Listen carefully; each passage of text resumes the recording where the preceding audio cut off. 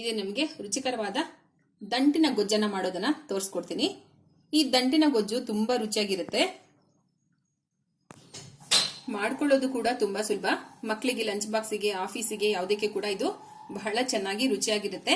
ನೀವು ಚಪಾತಿ, ಅನ್ನ, ಮುದ್ದೆ, ರೊಟ್ಟಿ ಯಾವುದರ ಜೊತೆಗಾದ್ರೂ ಇದನ್ನ ಸೈಡ್ ಡಿಶ್ ಆಗಿ ಮಾಡ್ಕೋಬಹುದು.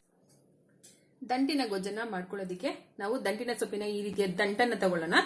ಸ್ವಲ್ಪ ಬಲ್ತಿದ್ರೆ ದಂಟು ಗೊಜ್ಜು ಚೆನ್ನಾಗಾಗುತ್ತೆ. ಈ ದಂಟನ್ನ ನಾವು ಸಣ್ಣದಾಗಿ ಕಟ್ ಮಾಡ್ಕೊಳ್ಳೋಣ. ದಂಟನ್ನ ನಾವು ಈ ರೀತಿ ಸಣ್ಣದಾಗಿ ಕಟ್ ಮಾಡ್ಕೊಂಡಿದೀವಿ. ಈಗ ನಾವು ರುಬ್ಕೊಳ್ಳೋಣ.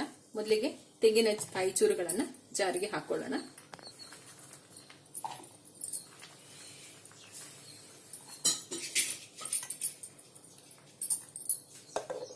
ಕ್ರಷ್ ಮಾಡ್ಕೊಳ್ಳೋಣ.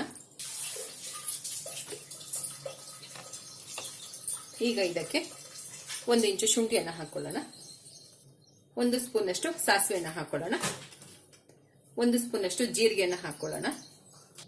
1 ಸ್ಪೂನ್ ಅಷ್ಟು ಧನಿಯಾ ಪುಡಿಯನ್ನ ಹಾಕೊಳ್ಳೋಣ. 1 ಸ್ಪೂನ್ ಅಷ್ಟು ಅಚ್ಚಕಾರದ ಪುಡಿಯನ್ನ ಹಾಕೊಳ್ಳೋಣ. ಒಂದು ಅರ್ಧ ಈರುಳ್ಳಿಯನ್ನ ಹಾಕೊಳ್ಳೋಣ.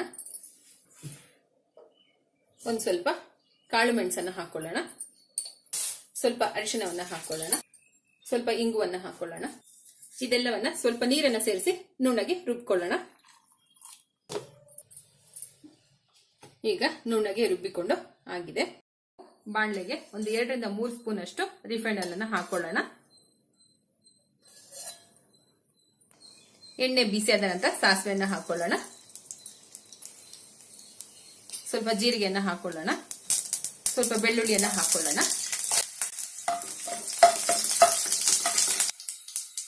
ಒಂದೆರಡು ಒಣಮೆಣಸಿನಕಾಯಿ ಚೂರುಗಳನ್ನು ಹಾಕೊಳ್ಳೋಣ. ಕರಿಬೇವನ್ನ ಹಾಕೊಳ್ಳೋಣ. ಈಗ ಕಟ್ ಮಾಡಿರುವಂತ ದಂಟನ್ನ ಸೇರಿಸ್ಕೊಳ್ಳೋಣ. ದಂಟನ್ನ ಸ್ವಲ್ಪ ಚೆನ್ನಾಗಿ ಫ್ರೈ ಮಾಡ್ಕೊಳ್ಳೋಣ. ದಂಟನ್ನ ಫ್ರೈ ಮಾಡಿದ ನಂತರ ನಾವು ರುಬ್ಬಿದ ಮಿಶ್ರಣವನ್ನು ಇದಕ್ಕೆ ಹಾಕೊಳ್ಳೋಣ.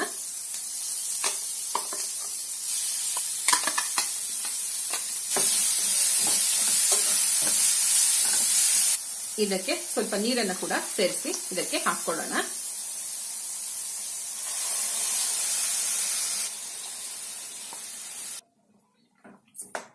ಎಲ್ಲವನ್ನ ಚೆನ್ನಾಗಿ ಮಿಕ್ಸ್ ಮಾಡ್ಕೊಳ್ಳೋಣ. ರುಚಿಗೆ ತಕ್ಕಷ್ಟು ಉಪ್ಪನ್ನ ಹಾಕೊಳ್ಳೋಣ. ಸ್ವಲ್ಪ ಹುಣಸೆ ರಸವನ್ನ ಹಾಕೊಳ್ಳೋಣ. ನಾವು ಎಲ್ಲಾ ಪದಾರ್ಥಗಳನ್ನ ಹಸಿಯಾಗಿ ರುಬ್ಬಿರೋದ್ರಿಂದ ಹಸಿ ವಾಸನೆ ಹೋಗುವವರೆಗೂ ಕುದಿಸ್ಕೊಳ್ಳೋಣ. ಹಸಿ ವಾಸನೆ ಹೋಗಿದೆ, ಗೊಜ್ಜು ಆಗಿದೆ. ಈಗ ನಾವು ಇದನ್ನ ಸರ್ವಿಂಗ್ ಬೌಲ್ಗೆ ತೆಕ್ಕೊಳ್ಳೋಣ. ಈಗ ರುಚಿಕರವಾದ ದಂಟು ಸೊಪ್ಪಿನ ಗೊಜ್ಜು ರೆಡಿಯಾಗಿದೆ. ಇದನ್ನ ನೀವು ಅನ್ನ, ಮುದ್ದೆ, ಚಪಾತಿ, ದೋಸೆ, ರೊಟ್ಟಿ ಯಾವುದರ ಜೊತೆಗಾದ್ರೂ ಸೈಡ್ ಡಿಶ್ ಆಗಿ ತಗೋಬಹುದು. ಬಹಳ ರುಚಿಯಾಗಿರುತ್ತೆ. ಈ ಚಳಿ, ಮಳೆ, ಗಾಳಿಗೆ ನೀವು ಈ ಗೊಜ್ಜನ್ನ ಮಾಡ್ಕೊಂಡು ತಿಂದ್ರೆ ತುಂಬಾ ರುಚಿಯಾಗಿರುತ್ತೆ. ಒಮ್ಮೆನಾದ್ರೂ ಟ್ರೈ ಮಾಡಿ. ನಿಮಗೆ ಈ ರೆಸಿಪಿ ಇಷ್ಟ ಆಗಿದ್ರೆ ನಮ್ಮ ಚಾನಲ್ನ ಲೈಕ್ ಮಾಡಿ, ಶೇರ್ ಮಾಡಿ, ಸಬ್ಸ್ಕ್ರೈಬ್ ಮಾಡ್ಕೊಳ್ಳಿ. ಹಾಗೆ ಕಾಮೆಂಟ್ ಕೂಡ ಮಾಡಿ. ಹೊಸ ರೆಸಿಪಿಗಳಿಗೋಸ್ಕರ ನೋಟಿಫಿಕೇಶನ್ ಬೆಲ್ ಅನ್ನ ಪ್ರೆಸ್ ಮಾಡಿ. Thank you for watching.